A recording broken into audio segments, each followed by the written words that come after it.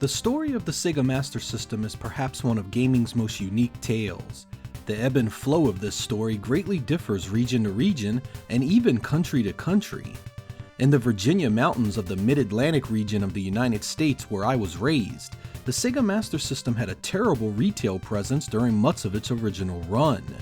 While damn near every retailer under the sun carried NES games, I only knew of one retailer, KB Toys, that carried any real stock of Sega Master System games and systems. Worse, the prices of Sega Master System software was almost always at full retail pricing and hardly ever fluctuated. Even when I went to larger cities around me, the retailers that did carry Sega Master System merchandise almost always had tiny sections compared to their Nintendo offerings. This of course meant that much of my gaming from 1986 to 1989 was dedicated to Nintendo and its NES. Their monopoly was simply too strong and entrenched during these years for Sega to compete well. While I did enjoy quite a few Sega Master System games during this time, the NES easily dominated it as my most played system.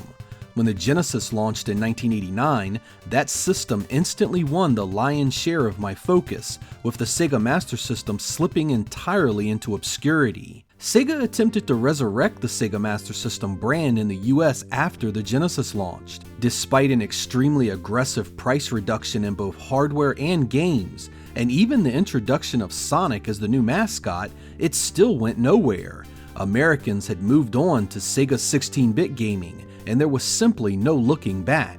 And it was like that for years. I played my TurboGrafx, Genesis, and Super Nintendo heavily, then jumped into the 32-bit era with both feet as soon as I could. While I had fond memories of the Sega Master System games I had owned and played with friends, it was completely forgotten by the mid-1990s. It wouldn't be until a few years later that I began to understand the true nature of the worldwide market. Though I had kept up with what was going on in Japan, the rest of Asia, Europe, and other markets like Australia and Brazil had remained a nearly complete mystery. This really hit home when I found a complete worldwide release list of Sega Master System games. I was stunned to see that over half the games were games I had no idea were released for it. This lit a fire under me to find out as much as I could about how the Sega Master System had fared elsewhere in the world. With the newfangled internet at my disposal, I discovered just how ignorant I had been. The life of the Sega Master System in the rest of the world hadn't started too dissimilar from how it started in the US. Sega needed some outside distributors to help them get started, and they really pushed the advertising in both print and TV commercials. Where things differed the most was how well their competition was able to compete.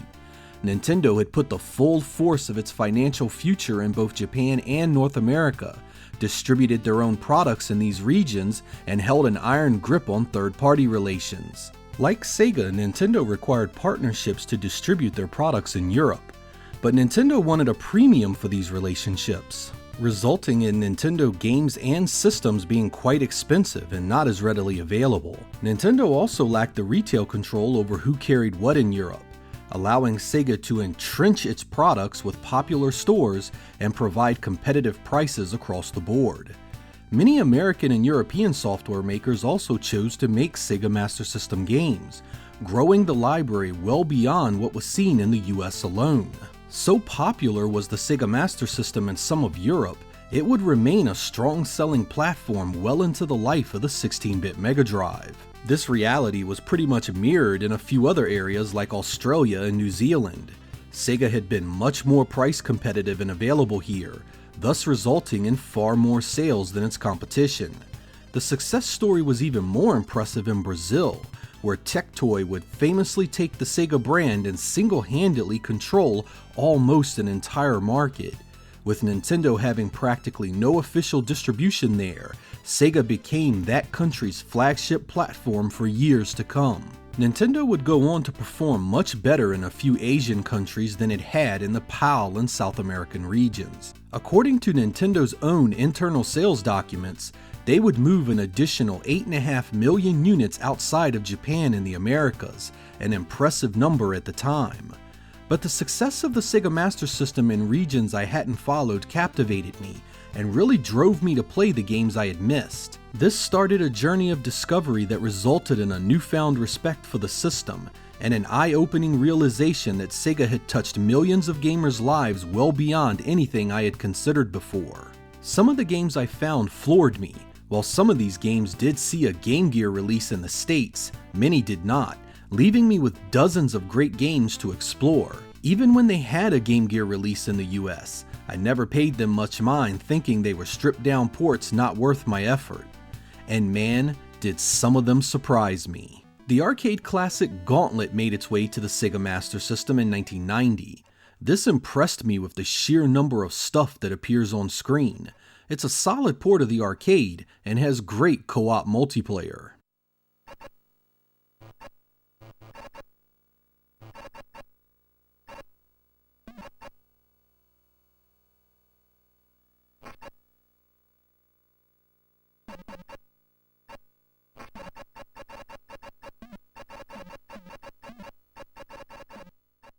I was always a big fan of Gain Ground. It was a strategic run and gun that really got tough and challenged your reflexes and brains. The Sega Master System port here was pretty damn solid.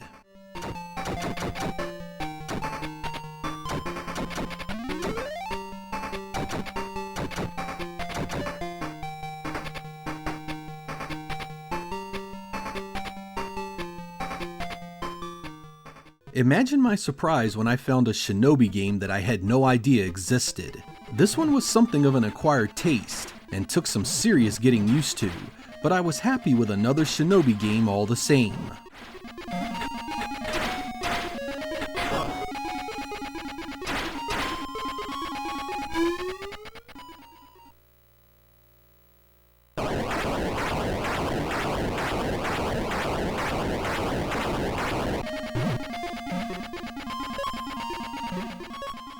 Even Capcom's arcade hits were given a chance on the Sega Master System in other regions. We saw this on the Genesis in the States, but I had no clue the Sega Master System was given a chance with it.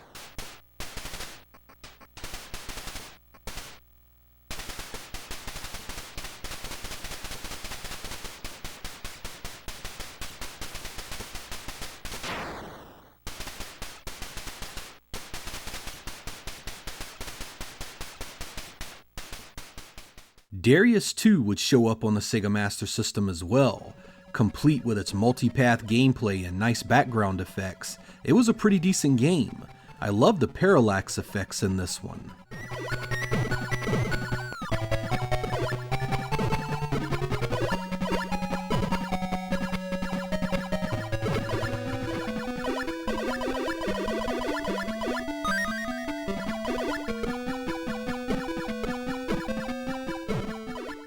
As a veteran of the NES version, my delight of finding an alternate version of Ninja Gaiden was as cool as finding the arcade version. Extremely colorful and gameplay that holds up well, this take on the classic ninja action game was worth the effort to play it.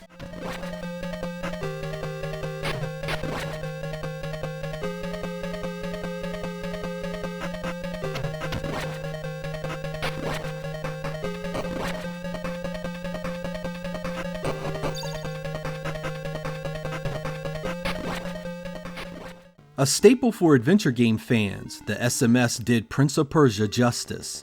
The animation was top-notch for an 8-bit effort, and it retains all the fun and challenge of the original PC game.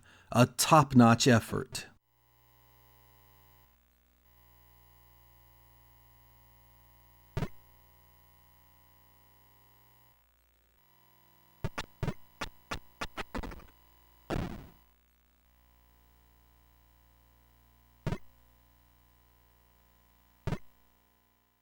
Based on the arcade game of the same name, the New Zealand story here looks as good as some 16-bit platformers.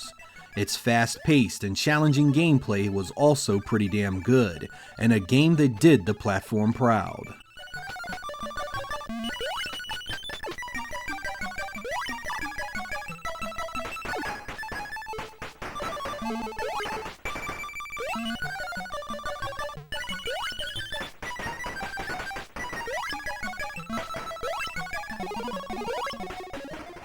Asterix and the Secret Mission was an entry into the popular series that really surprised me. It had great graphics and animation, and much of its level design relied on little puzzle elements that really spiced up the gameplay. It's pretty good stuff.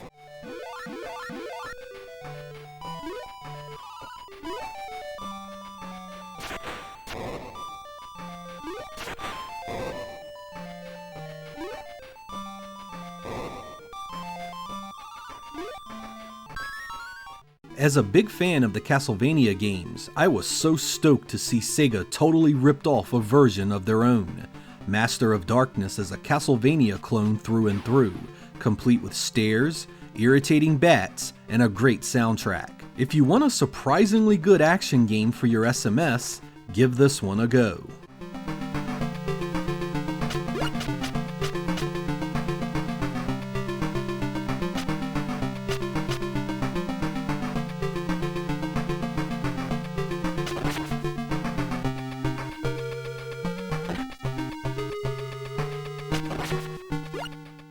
Robocop vs. Terminator was a great Sega Genesis game.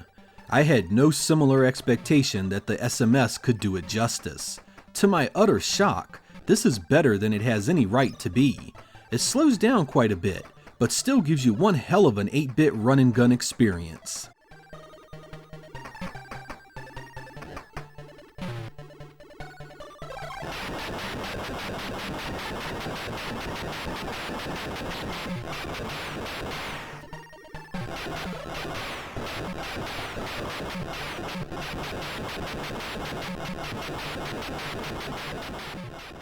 Aware of the Game Gear version, I stayed far away expecting a butchered edition of a game I happen to really like. Nope, the SMS version is truly a great take on the original Genesis game. Not as fast and with less detail, it still puts up a damn good racing combat experience.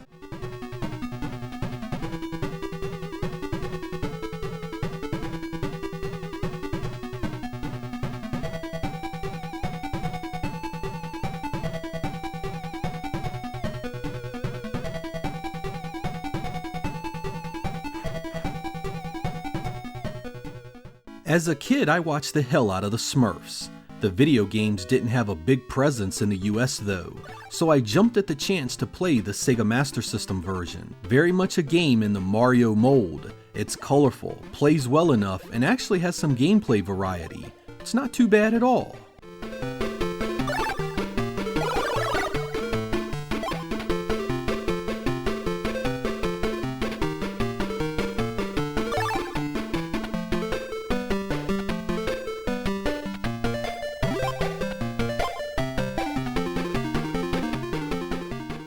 I had known the Mortal Kombat franchise was being released on the Game Gear, but was surprised to see it was on the SMS as well. Part 3 here was a rather rough interpretation of the arcade game to say the least. You gotta admire the pair on the devs for trying it though.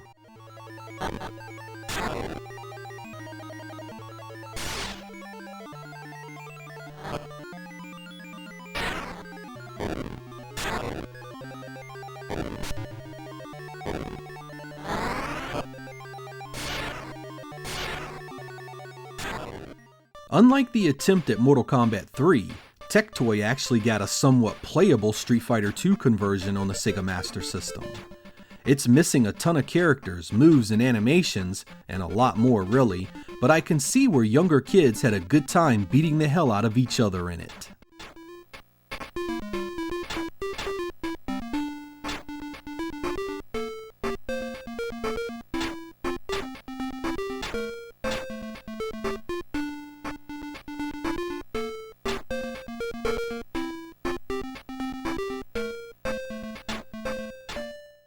I was really happy to see more Outrun. Battle Outrun ended up being nothing of the sort, instead more a Chase HQ clone. It's hard, frustrating, and repetitive, but there can be some fun here if you like this style of game.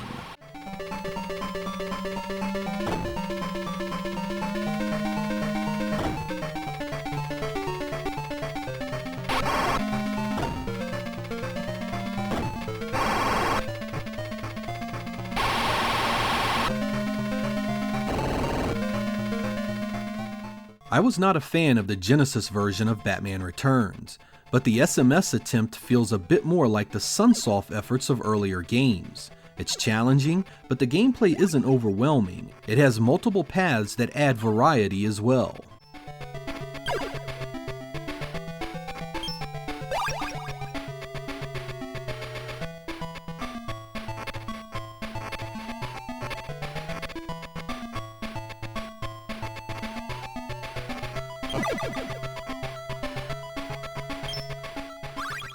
Daffy Duck in Hollywood has many of the traits that made the Disney Sega games great.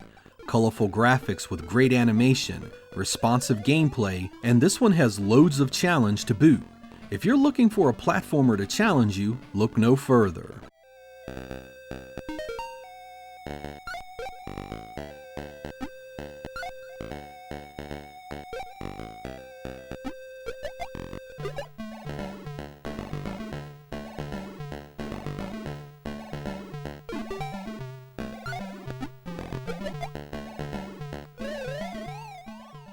Dannan, or Dannan, the Jungle Fighter, is a platform adventure game with RPG elements.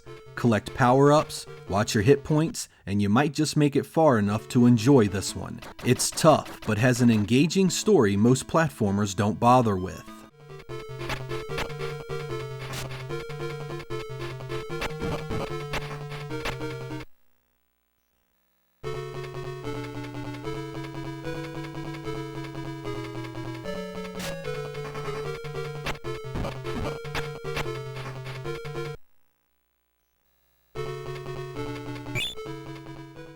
I can't say Dynamite Ducks is an arcade favorite of mine, but the SMS version is surprisingly accurate given the arcade hardware was vastly superior.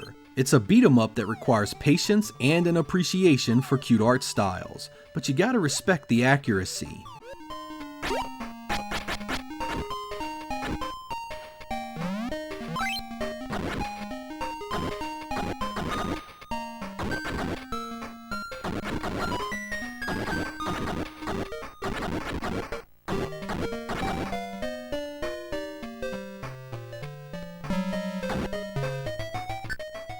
Fantastic Dizzy is a rather good platform adventure that has puzzle elements and even a day-night cycle. The gameplay has a sort of floatiness to it because of the animation, but there is a solid game here worth playing.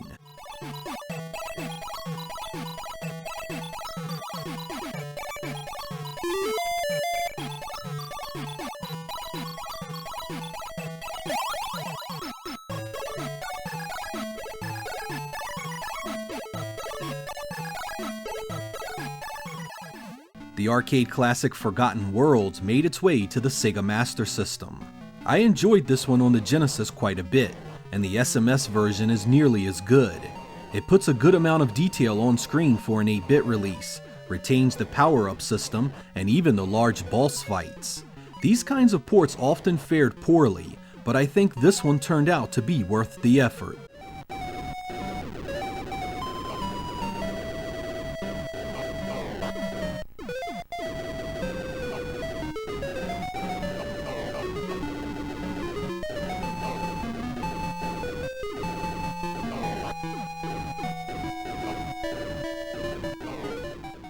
Impossible Mission here is a mix of elevator action and Zillion, and is loaded with adventure and puzzle elements. If you like a bit of exploration mixed with your platforming, this might be a game to look into.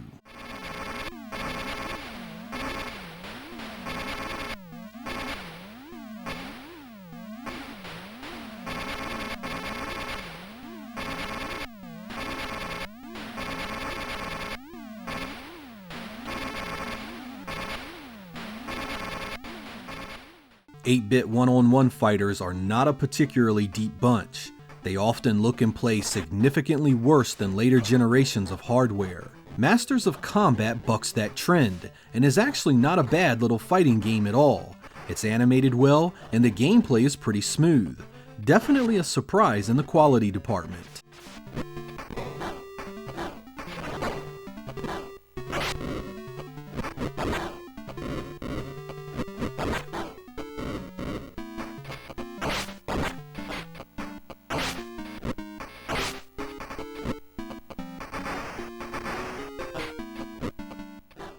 The SMS had no shortage of really good light gun games.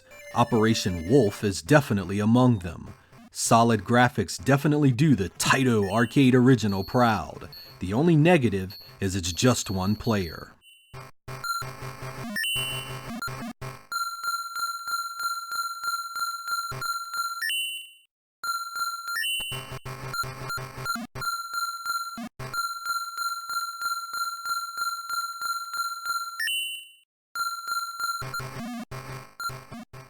Another thing the SMS had that was pretty damn cool was stereoscopic 3D games. Among the PAL releases I found was Outrun 3D. This was a 1988 release, making me wonder why a North American version wasn't done, but I was happy to see it all the same.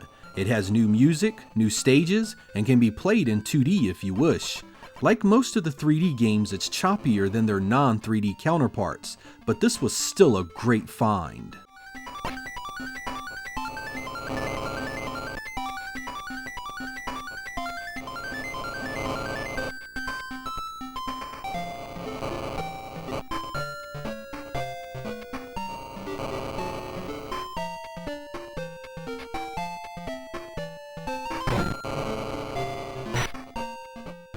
God games were completely new to me when I found Populous on the Sega Genesis. I fell in love with it and spent countless hours building and destroying civilizations. The Sega Master System saw its own release of this, and a really solid effort too. It's just as playable and every bit as fun.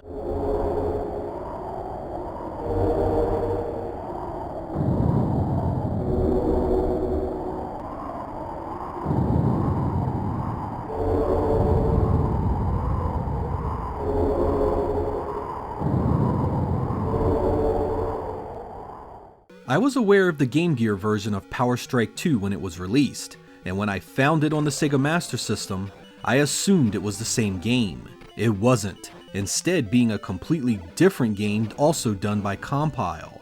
It's got a great arrangement of power-ups and the challenge is sky high, making it perfect for veterans of the genre.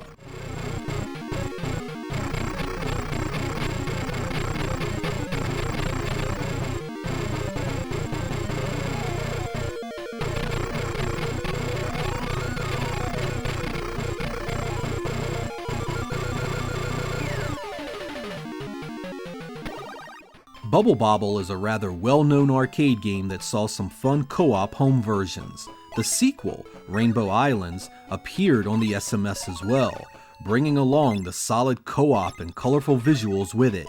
It's the kind of game 8-bit systems excelled at, and this port did the Taito original proud.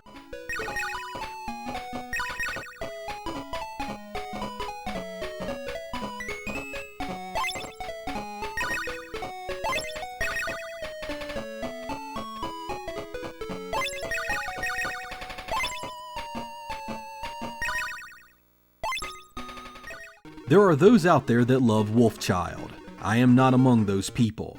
I was willing to give the SMS version a go in case it was something special. I continue to not be a Wolfchild fan.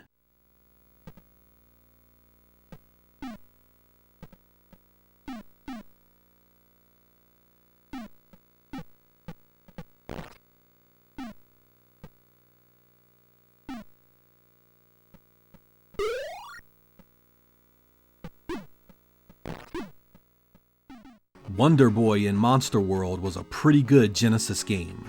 When I found the SMS version, I expected it to be really cut down. Nope, the SMS does a really strong version of its own here.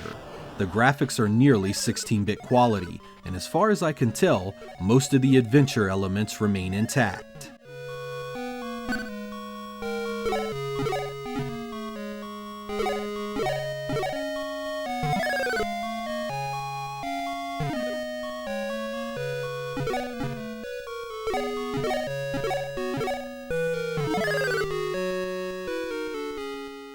At the end of the day, it's pretty easy to let your personal experience with a game system dictate its overall narrative, but further inspection beyond what you know often yields game experiences that were well worth the effort.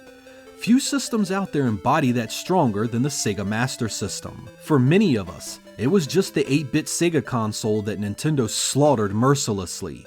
For many others, however, it was the defining gaming experience of the late 80s and early 90s. I'm Sega Lord X. Thank you guys for watching, and I will catch you next time.